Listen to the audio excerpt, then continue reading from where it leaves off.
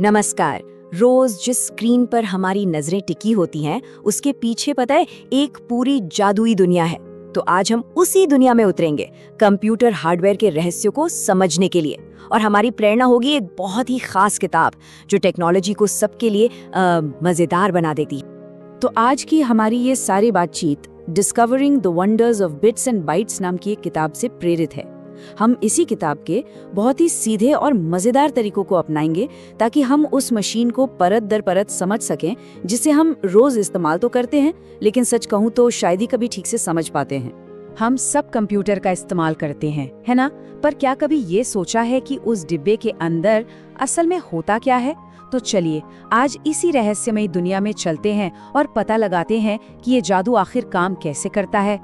तो ठीक है, इस सफर को शुरू करने के लिए सबसे पहले एक बहुत ही बेसिक, एक बुनियादी सवाल से शुरू करते हैं। आखिर ये कंप्यूटर होता क्या है और ये आज जिस रूप में हमारे सामने है वहां तक पहुंचा कैसे? जरा इस टाइमलाइन पर नजर डालिए। कहानी शुरू होती है 19वीं सदी के मैकेनिकल इंजन से। फिर आता है 1940 का दशक और ENIAC, एक ऐसा कंप्यूटर जो एक पूरे कमरे के बराबर था। और वहां से लेकर आज तक, जब इतने पावरफुल कंप्यूटर हमारे हाथों में फिट हो जाते हैं, सच में ये सफर कमाल का है। जो चीज कभी एक कमरे में नहीं समाती थी, आज वो हमारी जेब में रखी है। तो फिर ये कंप्यूटर हार्डवेयर है क्या चीज? देखिए, बिल्कुल सीधे सीधे कहें तो ये कंप्यूटर के वो सारे हिस्से हैं जिन्हें हम देख सकते हैं और छू सकते हैं। मतलब आपकी स्क्रीन, कीबोर्ड, माउस और अंदर के वो सारे पुर्जे जो मिलकर उस जादू को मुमकिन बनाते हैं जिसे हम कंप्यूटिंग कहते हैं। तो चलिए अब थोड़ा और अंदर चलते हैं, सीधा मशीन के दिल में, और उन हिस्सों से मिलते हैं जो सोचने और याद रखने जैसे जरूरी काम के लिए जिम्मेदार हैं। अच्छा, एक बात सोचिए, जैसे हमारा दिमाग हमारे पूरे शरीर को कंट्रोल करता है ना, ठीक वैसे ही हर कंप्यूटर के अंदर उसका अपना एक दिमाग होता है। और ये एनालॉजी यानी ये तुलना इसके सबसे जरूरी हिस्से को समझने के लिए एकदम परफेक्ट है। कंप्यूटर की भाषा में इस दिमाग को हम कहते हैं सेंट्रल प्रोसेसिंग यूनिट, या जिसे हम सब जानते हैं CPU के नाम से। इसका काम सीधा है, दिए गए सारे निर्देशों को मानना, फटाफट कैलकुलेशन करना और एक तरह से पूरे सिस्टम के बॉस की तरह काम करना। लेकिन एक मिनट, कोई भी दिमाग याददाश्त के बिना कैसे काम करेगा? बिल्कुल नहीं कर सकता। तो हमारे CPU को भी तो निर्देशों और जानकारी को याद रखने की जरूरत पड़ती है। और बस यहीं पर कहानी में एंट्री होती है मेमोरी की। मोटे तौर पर कंप्यूटर में दो तरह की मेमोरी होती है। पहली है रैम, जो हमारी शॉर्ट टर्म मेमोरी जैसी है। ये बस उन चीजों को याद रखती है जिन पर कंप्यूटर फिलहाल काम कर रहा है। ये बहुत बहुत तेज होती है, पर इसकी एक ही दिक्कत है, जैसे ही पावर ऑफ हुई ये सब कुछ भूल जाती है।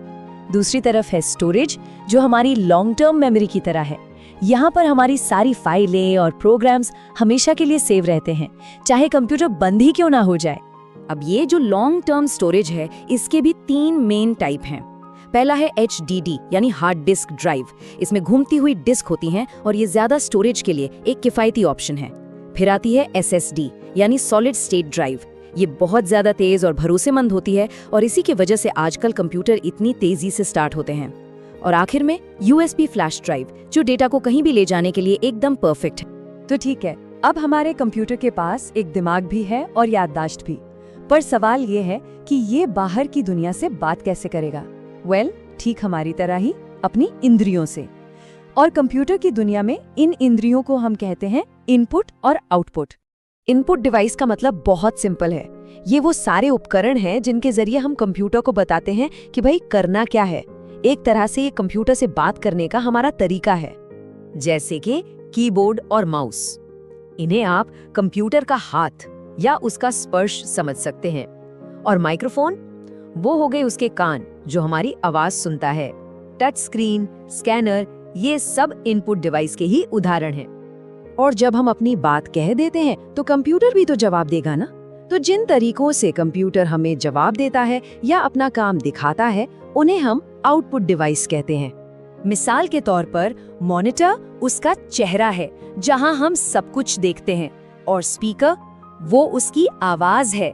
प्रिंटर भी एक तरह का आउटपुट ही है। इन्हीं के जरिए कंप्यूटर हमारे साथ संवाद करता है। तो अभी तक हमने बात की एक अकेले कंप्यूटर की, पर असली जादू तो तब शुरू होता है जब ये सारे कंप्यूटर आपस में एक दूसरे से बात करना शुरू करते हैं, और इसी कनेक्शन को, इसी जुड़ाव को कहा जाता है नेटवर्किंग।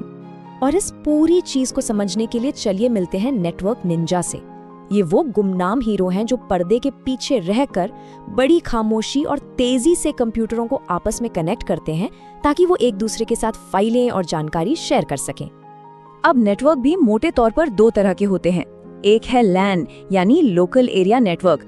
ये एक छोटे एरिया जैसे कि एक घर या ऑफिस के कंप्यूटरों को जोड़ता है। और दूसरा है वैन यानी वाइड एरिया नेटवर्क। ये एक बहुत बड़े ज्योग्राफिकल एरिया में फैला होता है।